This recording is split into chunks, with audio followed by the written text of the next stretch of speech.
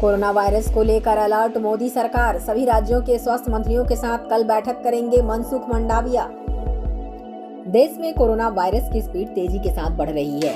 बीते 2 दिनों में ही कोरोना के नए मामलों में करीब 80% की बढ़ोतरी हुई है। इस दौरान 2300 से ज्यादा केस बढ़े हैं। कोरोना के बढ़ते मामलों को देखते हुए केंद्र सरकार अलर्ट हो गई है। केंद्रीय स्वास्थ्य मंत्री मनसुख मंडाविया ने एक बैठक बुलाई है। स्वास्थ्य मंत्री करेंगे बैठक। स्वास्थ्य मंत्री मनसुख मंडाविया कल यानी शुक्रवार को सभी राज्यों के स्वास्थ्य मंत्रियों के साथ बैठक करेंगे। ये बैठक वीडियो कॉन्फ्रेंसिंग के जरिए होगी। बैठक में अलग अलग राज्यों में कोरोना को लेकर स्थिति की समीक्षा की जाएगी। देश में कोरोना के 5335 नए मामले। स्वास्थ्य मंत्रालय ने बताया कि देश में बीते 24 घंटे में कोरोना वायरस के 5335 नए मामले सामने आए हैं। कोरोना सक्रिय मामलों में भी इजाफा हुआ है।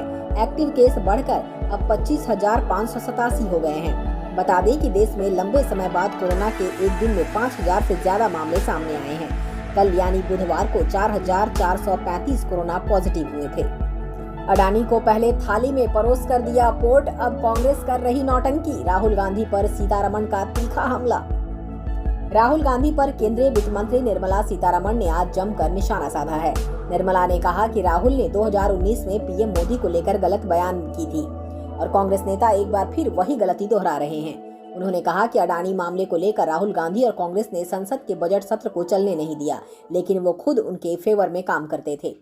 अडानी को थाली में सजा कर दिया पोर्ट। सीतारमण ने राहुल गांधी पर हमला बोलते हुए कहा कि अगर कांग्रेस नेता को लगता है कि अडानी को ये सब चीजें भाजपा ने दी है तो यह सच नहीं है। सीतारमण ने कहा कि यह केरल की कांग्रेस सरकार थी जिसने अडानी को विंझिंगम पोर्ट थाली में परोस कर दिया था।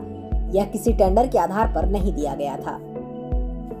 जहांगीरपुरी में शोभा यात्रा में पुलिस के साथ पहुंचे कपिल मिश्रा। कुछ देर पहले हिरासत में लिए गए थे बीजेपी नेता। दिल्ली के जहांगीरपुरी इलाके में हनुमान जन्मोत्सव के मौके पर गुरुवार को शोभा यात्रा निकाली जा रही है। शोभा यात्रा में शामिल होने पहुंचे बीजेपी नेता कपिल मिश्रा को पुलिस ने हिरासत में ले लिया था।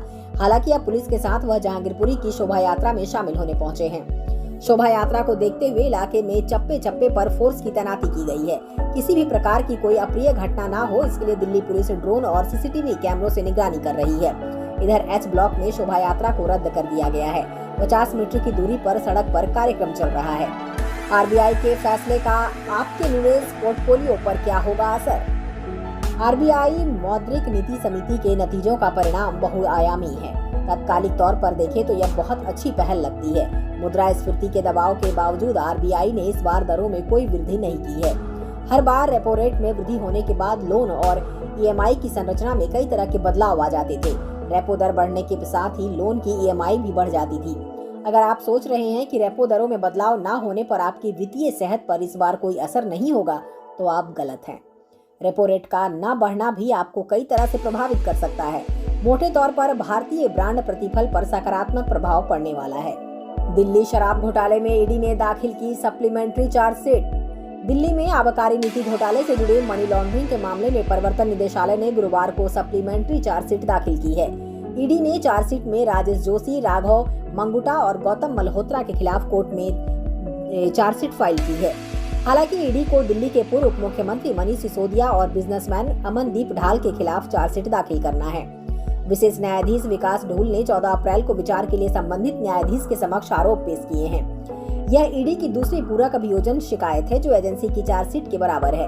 राघव मंगुटा, राजेश जोशी, गौतम मल्होत्रा और उनसे जुड़ी फर्मों के खिलाफ शिकायत दर्ज कराई गई है। अब मिस्र भी दे रहा है भारतीयों को वीजा ऑन अराइवल। मिस्र एक रहस्यों से छुपा देश है जहां कम से कम एक बार जाने की ख्वाहिश हर किसी की होती है। देश के बाहर कहीं भी जाने की प्लानिंग से पहले वीजा अप्लाई करना शायद सबसे ज्यादा सिरदर्दी का काम है। हालांकि अगर आप भी सालों से मिस्र की सैर की प्लानिंग कर रहे थे तो आपके लिए खुशखबरी है। मिस्र ने हाल ही में अपनी वीजा पॉलिसी में बदलाव किए हैं और खासकर भारतीयों के लिए अच्छी खबर है। ऐसा इसलिए क्योंकि यह देश अब भारतीयों के लिए वीजा ऑन अराइवल की सुविधा भी दे रहा है। अगर रिपोर्ट्स की माने तो मिस्र अब से भारत के निवासियों के लिए वीजा ऑन अराइवल की सुविधा शुरू कर रहा है।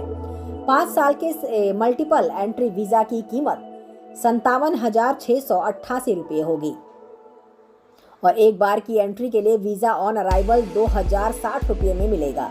वह वीजा मिस्र पहुंचने के बाद 30 दिनों तक मान्य रहेगा। इस नई पॉलिसी में 180 से ज्यादा देश शामिल हैं। 7 आईपीएल मैच, 5 विदेशी प्लेयर जीत के हीरो। इंडियन प्रीमियर लीग में 5 दिन के बाद 7 मैच पूरे हो चुके हैं। शुरुआती ट्रेंड में विदेशी प्लेयर्स और रिस्ट स्पिनर्स का बोलबाला रहा।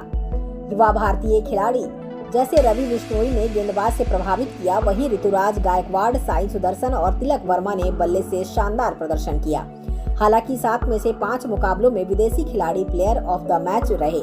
दूसरे और Ben Stokes, Sam Curran, Harry Brook और कैमरून ग्रीन जैसे करोड़ों में बिकने वाले खिलाड़ियों का अब तक का प्रदर्शन कुछ खास नहीं रहा।